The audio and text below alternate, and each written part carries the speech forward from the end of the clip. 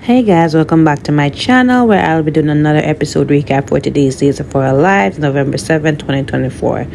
So we see Gabby is coming home with, freshly signed divorce papers. So Javi is there and she's telling Javi that, look, there's no point of reconciling. Stefan is not there. He went to Europe. He's not coming back. So, this is it for us, right? So, of course, Javi feels bad for her and he's comforting her and, not to rain on her parade, but her big brother and, new future sister-in-law comes in, with the great news that they're officially engaged.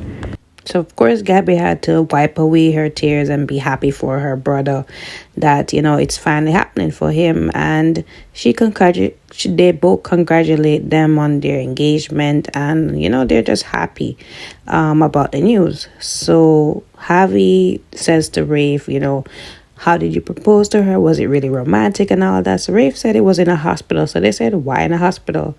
So they said, because of what Jada was going through with arresting a perp and bringing that perp to the hospital. And, he just said life is short and he almost thought that something was going to happen to her. So he just decided to just take a spur of the moment and just propose to her.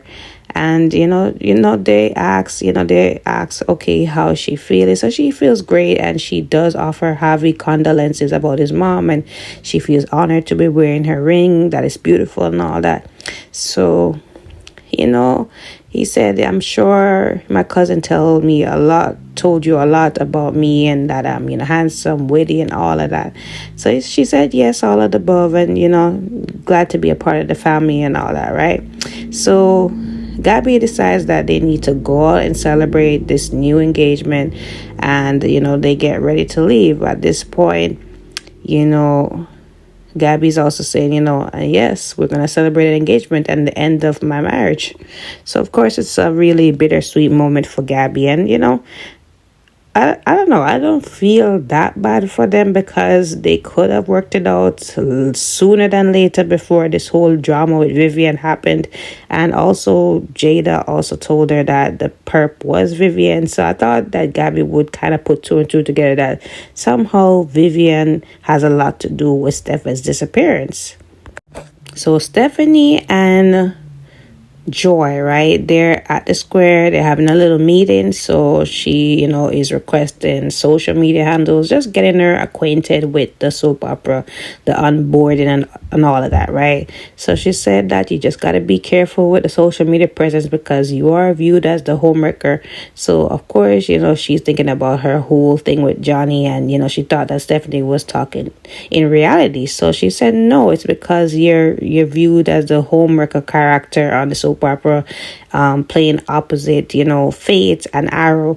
So she said, okay, I get that. So of course, she's ready to play the part, and we already know she played the part in real life. We still don't know the whole detail of what happened that night between her and Johnny, but hopefully we'll see a flashback or something, right? So at this point, her nosy mother Nancy comes over and she congratulates Joy on getting her part in the soap opera, and she just wishes her well with that. However, she overheard from Bonnie that Alex slept with another person on soap opera, so she doesn't want Joy to get mixed up into it and to really just stay focused. So she said, Mom, you need to trust me a lot more now that you're gonna be leaving, heading back to New York. So she said, yes, I do trust you. I just don't want you to get swept up in the process and mix up yourself with anybody on the cast, the crew overall, and you still haven't told me what happened that night with you and that married man and that married man's ring being left in your room. So she said, I'm not gonna tell you. So we just need to drop that. So anyway, she said that before I leave, we need to look for, a proper place for you to stay. So she said I already was starting to, go apartment hunting and all that. So she said, no need to, we're going to find, I found a place where you can, stay and all that, right? So she doesn't give her no boundaries, no little breathing room. This lady is really overbearing, I must say. So speaking of Johnny, right? So Chanel is back at the DeMera mansion and Johnny is just, trying to put on the charms, trying to win her back. And, she's tired after going over those lines, and he said that you did a good job and you need, a very fantastic reward. At this point, Chanel is not feeling Johnny all too well. Even though she wanted to work it out with him, she still is angry and furious with him about what happened that day and him calling her those nasty words. So of course he said that he feels really bad about going there and he shouldn't have done that, and he will forever be making it up to her. So at some point, she was gonna go take a shower, just avoid him a little bit, but he did win her over with bringing her out somewhere to eat, right? So she said, all right, I'm gonna get my coat and come on. So she also said that, listen, regardless of what happened, at least we didn't sleep with no other person. We didn't actually cheat. So at this point, Johnny's feeling guilty because he's remembering the flashback with Joy and him. So at this point, he wanted to just, come clean. But I don't know, he got cold feet and decided not to tell her anything more than, he just want to work on their marriage and really move forward. At this point, this is going to be a whole big mess, and he should have just come clean in this vulnerable moment and just let it fly where it fly. So we go to Alex and Leo, right? Because Leo is there just, working on a soap opera, and, he comes in and they start talking about, what went down between him and Stephanie. And he's like, I really just don't want no more heat. I mean, they start talking about their relationship dramas, their past relationship, and Alex is just looking for something more stable, given he's had his whole fun and he just wants to really settle down. And Leo is feeling the same way because he's been through it with Sonny and with Craig. So he's just looking to settle down, and he had this heartbreak with Dimitri. So he's just hoping that one day he can really find the man of his dreams. And Alex is, hoping to see where things go with Stephanie, but because Kate forbid them from actually not mingling outside of work, they can't really do nothing about it. So at this point, Stephanie comes in and he goes over to talk to Stephanie. So he goes over and he's saying that I'm sorry that, things, got messed up, how they got messed up, at the hospital, sleeping together. And she said that we both played a part in it. And, he's just saying that, listen, like, I really thought that we were going to be more than just friends with benefits. But she said that, I didn't want to push you away. It's just that initially when Leo said that you were sleeping with a coworker on the set, I thought it was somebody else, not to, think it was just me. So he said, you didn't figure out that he was talking about you. So she said, not at first. So that's why I pushed you away and all that. But don't really think that I don't have feelings for you. I don't really have, the urge to want to be with you. So, they really are into each other. However, Kate wants it to be strictly professional, and probably it's better off that way. But you can tell that they really want more than just a professional relationship or to just be friends. At this point, Javi comes into the bar. Javi and Gabby come into the bar, and he goes over. He's ordering a drink. He sits right beside Leo. The waiter is taking a long time to come and, help him out. So at this point, they're striking up a conversation. The chemistry is feeling good, and they're feeling each other, right? Because at this point, Leo is trying to put himself out there to find the right guy. But, lo and behold, Javi comes.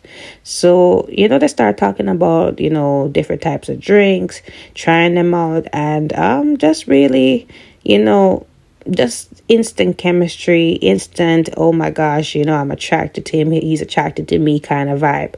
So at this point, Gabby comes over with her miserable self and just try to break it up and say, listen, that man is a creep, he's a con artist, stay away from him. So he said, he can't be all that bad. So she said, you remember Ariana's father, Will, how he tried to come in between Will and his husband's marriage. He set up his husband for pornography and, all of that.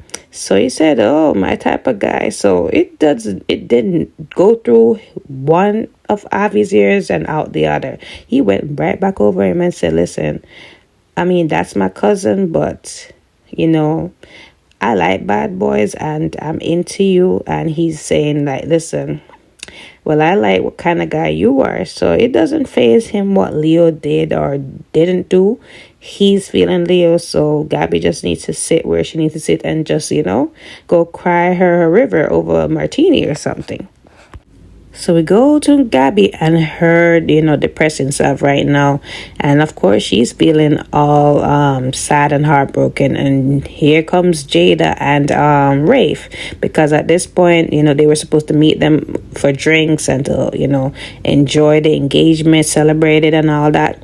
So, of course, Rafe and Jada were getting busy. And, they came back and, Jada's button is, unbuttoned and all that. So they already know that they had a little private celebration. So they come over there and Stephanie also congratulates Jada on her engagement. She's happy for her and Rafe, and she takes Jada over to the other side for Rafe and Gabby to have a little conversation, because at this point, before that, Jada and Rafe, they feel bad for Gabby, given that, they're celebrating their engagement and, she's, getting a divorce. So they really feel bad for her. But she said, "Don't need to feel sorry for me. I mean, it is what it is. We'll get through it." So when Stephanie took Jada away, it leave Gabby and Rafe to talk. So Rafe is surprised at the new advancements with Gabby, because he thought that she was gonna go to Stefan's place to work it out, and just to see the paper and her ring on the table, he's like, "What is going on?" So she said, like, "I went over there to try to work things out. I saw a letter, and he left town. At this point, he can stay where he is. I will be fine."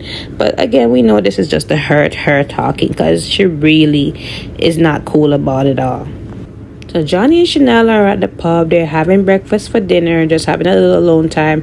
So Johnny tells Chanel how, he is, he didn't get to tell her how thankful he was for the surprise birthday.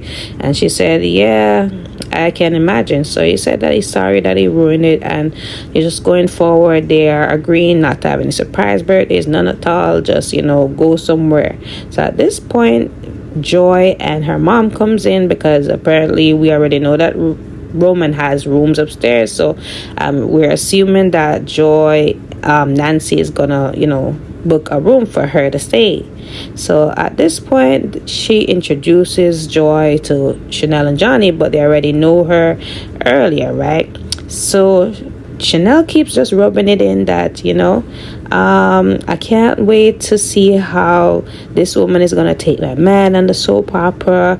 You're going to play a good homeworker. So she keep pushing it, and Johnny and Joy, it's awkward for them, because they already know the situation they had prior to this, So anyways, Chanel goes ahead and invites Nancy and Joy to sit down with them.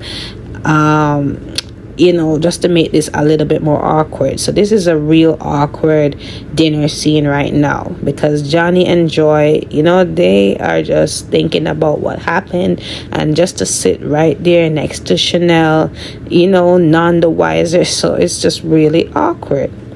So at the same time, to put more awkwardness on it, Nancy also tells Johnny that, since you're the director, I hope you give Joy some special attention. So I'm at this point just saying, oh boy, if only she knew. So that is it, guys, for today's episode. Don't forget to like, follow, subscribe to my channel. I will see you guys tomorrow for an all new recap.